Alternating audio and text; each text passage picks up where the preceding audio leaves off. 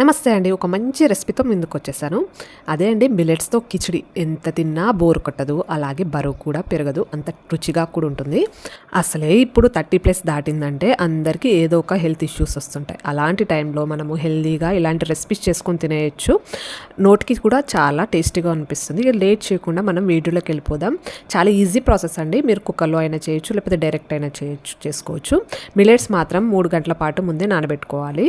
దాంట్లో సేమ్ మనం ఉప్మా ఎలా చేసుకుంటాం అదే స్టైల్లో దాంట్లో బగారాకు మీరు కావాలంటే స్పైసెస్ అన్నీ యాడ్ చేసుకోవచ్చు. లవంగాలు, ఇలాచి, పచ్చిమిర్చితోనే చేయాలనుకుంటే పచ్చిమిర్చి, కారం యాడ్ చేసుకోవాలనుకుంటే లైట్గా యాడ్ చేసుకోవచ్చు. దాని తగ్గట్టు మీ టేస్ట్ తగ్గట్టు మీరు చేసుకోవచ్చు. అన్ని కూరగాయలు వేసుకోవచ్చు దీంట్లో. నేనైతే బీన్స్, క్యాప్సికమ్ వేసుకోలేదు. ఉంటే క్యాప్సికమ్ కూడా వేసుకోవచ్చు. స్వీట్ కార్న్, క్యారెట్, అలాగే మీరు పెసరపప్పు కావాలంటే పెసరపప్పు, లేకపోతే ముందే నైట్ అంతా నానబెట్టుకున్న పెసలైనా యాడ్ చేసుకోవచ్చు, లేకపోతే మొలకలైనా యాడ్ చేసుకోవచ్చు. మనం అడిషనల్గా దీంట్లో పాలకూర కూడా యాడ్ చేశాను. చాలా బాగుంటుంది పాలకూర యాడ్ చేస్తే.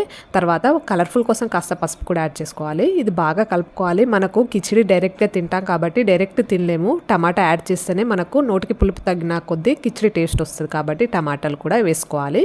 తర్వాత మీరు గరం మసాలా యాడ్ చేసుకోవచ్చు. నేనైతే గరం మసాలా ఏమి యాడ్ చేయలేదు, పిల్లలు తింటారని.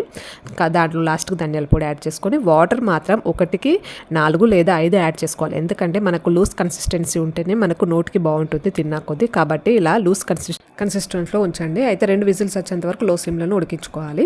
తర్వాత 2 విజిల్స్ తర్వాత మూత తీసి లాస్ట్ కొత్తిమీర వేసుకొని దీన్ని వేడిగా బ్రేక్ఫాస్ట్లోకైనా లైక్ డిన్నర్లోకైనా సర్వ్ చేసుకోండి.